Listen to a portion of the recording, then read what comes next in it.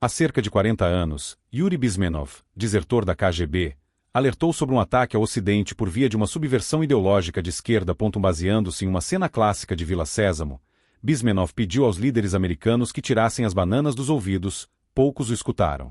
Sendo assim, nossos inimigos foram capazes de corroer o respeito pelos ideais sagrados do Ocidente: direitos individuais, livre mercado, lei e ordem, soberania nacional e limitações aos governos. Eles nos enredaram em uma terceira guerra mundial não cinética. A maioria dos cidadãos das sociedades democráticas sequer se dá conta de que isso esteja ocorrendo. Ao longo das décadas, os frontes dessa guerra invisível se multiplicaram.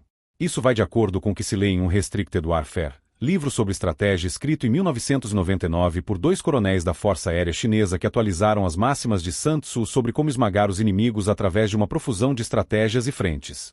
Entre aqueles que se identificam com os americanos está Kenneth Abramovich, fundador de uma notável organização chamada Save the West e autor de The Multifront War, Defending America from Political Islam, China, Rússia, Pandemics and Racial Strife. A América está diante de um inimigo multifacetado, de intenções criminosas, e não se encontra preparada para combatê-lo de modo significativo e unificado, diz ele.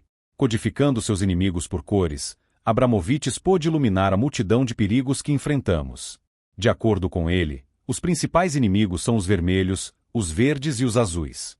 Juntos, estes lutam contra os amarelos, que representam a luz do sol da civilização ocidental, fundada sobre as tradições judaico-cristãs de 3.800 anos e sobre a tradição de 250 anos de leis seculares constitucionais. Os vermelhos são os comunistas, China, Rússia, Coreia do Norte e a esquerda americana. Os verdes são os islamistas, o Irã, a Fraternidade Muçulmana II, o ISIS e centenas de grupos islâmicos ao redor do mundo. Os azuis, assim nomeados segundo a cor da ONU, são os globalistas, a OMS, a Corte Internacional de Justiça, as ONGs e corporações multinacionais como Facebook, Twitter e Google. Sacrificando os valores americanos, adotaram a moralidade chinesa para buscar o lucro no imenso mercado que é a China comunista. Abramovich ainda identifica um quarto inimigo passivo, os brancos, assim nomeados em referência à cor da bandeira de rendição. Ele também os chama de isolacionistas, cidadãos comuns que vivem suas vidas e fazem seus trabalhos, mas não se envolvem com as questões do dia, acreditando que são imunes aos ventos políticos e ameaças potenciais. Eles, involuntariamente, ajudam e incentivam os vermelhos, verdes e azuis. Os vermelhos, os verdes e os azuis infiltraram as sociedades ocidentais e adquiriram substancial influência e controle sobre políticos, instituições, a mídia e as Big Tech. Abramovich diz que eles operam em 6 arenas: física, cultural, econômica, demográfica, legal e cibernética. A guerra física, ainda que cinética, nem sempre envolve combate. Isso inclui o uso furtivo de armas biológicas e químicas, por exemplo, patógenos como o antrax e o coronavírus, e substâncias viciantes como o opioide fentanil, cujo tráfico do México para os Estados Unidos resultou na morte de 100.000 americanos no último ano. A guerra cultural consiste na criação de narrativas que geram medo, dúvidas e destroem as normas sociais.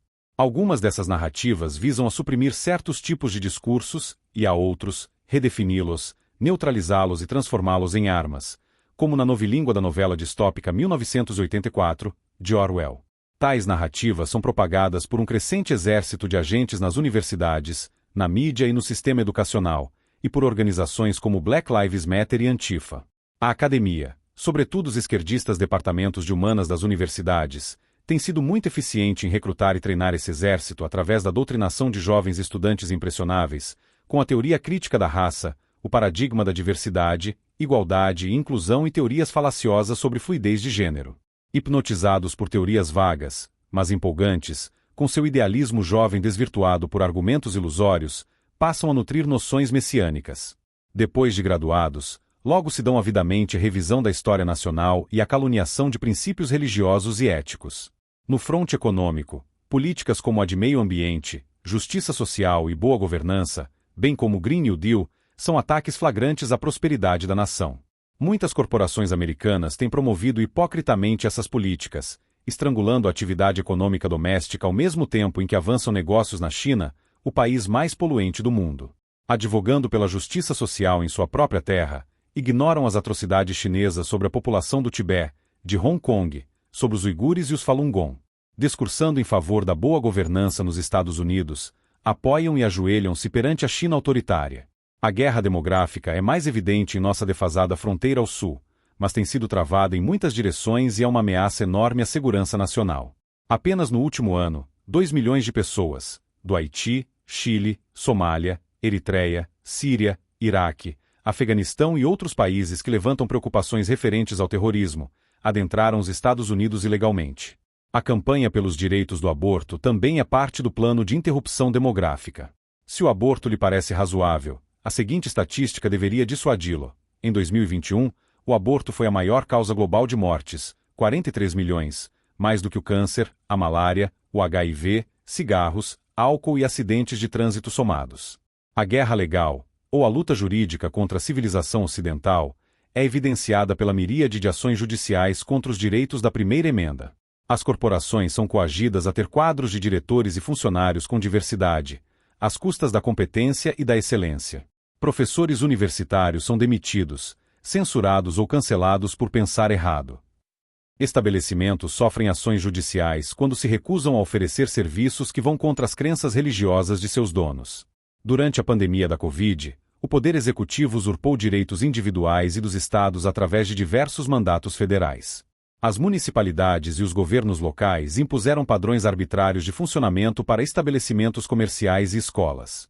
No fronte cibernético, os Estados Unidos sofreram violações de segurança por parte da China, Coreia do Norte, Rússia e outros países. Durante as eleições presidenciais de 2020, suspeitou-se de ilicitudes internas e externas. A preocupação quanto ao roubo de dados e perturbações de rede é cada vez maior. Hackers chineses têm alvejado empresas de notícias, e é possível que tenham violado recentemente as defesas da News Corp e roubado dados sobre jornalistas e outros funcionários. Agentes norte-coreanos visaram infraestruturas fundamentais dos Estados Unidos, incluindo companhias de defesa. Em 2014, seus agentes infiltraram a Sony Pictures e vazaram dados confidenciais de funcionários, de modo a impedir o lançamento de um filme sobre o assassinato de Kim Jong-un. Um estudo recente da Microsoft descobriu que a vasta maioria dos ataques cibernéticos são de coletores de informações russos. Abramovich acredita que precisamos primeiro compreender que estamos no meio da Terceira Guerra Mundial e, assim, alterar drasticamente nossa estratégia. Os amarelos, diz ele, estão jogando na defesa na maior parte do tempo, mas os maus agentes, vermelhos, verdes e azuis, estão na ofensiva. Isso não irá funcionar em um jogo de futebol, e é certamente uma proposta perdedora na luta pela proteção de uma civilização em perigo. Deveríamos também compreender, diz ele, que não há regras nesta guerra. Dado que o governo federal se encontra iniquamente em conluio com os vermelhos, verdes e azuis, Abramovich diz que a maior esperança para se vencer a guerra é a operação a nível estadual. Os governos estaduais devem impor ferozmente a Constituição, como se o governo federal não existisse, e devem reverter agressivamente o afastamento dos direitos dos estados que se acelerou nos últimos anos. É também imperativo recuperar o controle do sistema de ensino, escolas e universidades. Abramovich chega a proclamar que as universidades deveriam ser declaradas organizações políticas. Que tenham suas isenções de impostos negadas, diz ele, até que passem a ensinar como pensar, e não que pensar. Opções menos drásticas, mas eficazes, incluem uma revisão educacional total, uma política universal de escolha de instituições escolares e uma carta de direitos para os estudantes que lhes garanta a aquisição de um sistema de valores em harmonia com a Constituição e os ideais da América e da civilização ocidental. A implementação das ideias de Abramovich encerra grandes desafios, mas sua explicação clara e ilustrativa sobre o que temos pela frente torna esses conceitos acessíveis a um público bastante amplo. Isso pode levar um suficiente número de pessoas à concentração de um vitorioso contra-ataque. Diferentemente da Vila Sésamo, o que enfrentamos não é inocente e engraçado. Enfrentamos a extinção de uma civilização construída sobre a independência, a liberdade e a igualdade.